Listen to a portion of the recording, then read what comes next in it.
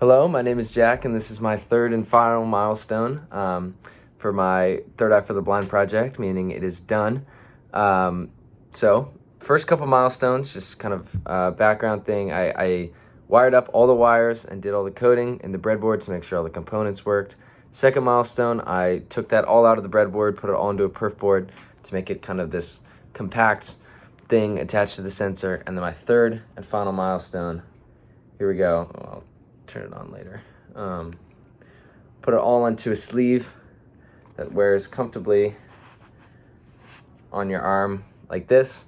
For the sleeve, I modified an elbow sleeve. I cut some parts in it. I cut this part so that you can rest. You don't have to keep your hand rigid. You can rest your fingers and it won't block the sensor, because I feel like that would be actually really useful.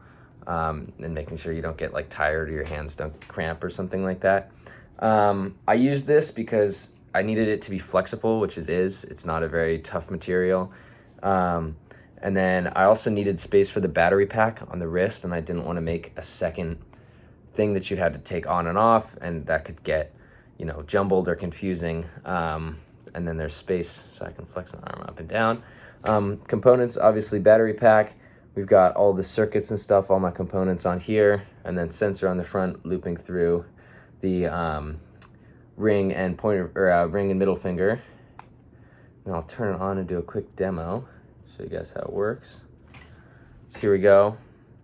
As my hand gets close to my desk, you might not be able to see the motor, but the motor is vibrating and the LED is blinking. I recognize that the LED probably won't be used by people who are visually impaired if they do use this product, but this is just for testing purposes to make sure it's working the same, to make sure it's all connected together. And so yeah, that's it. That's the final project, final milestone.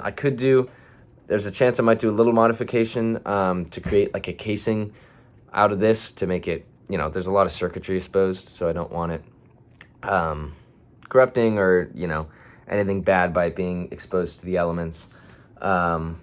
But there we go. Third Eye for the Blind project, all done.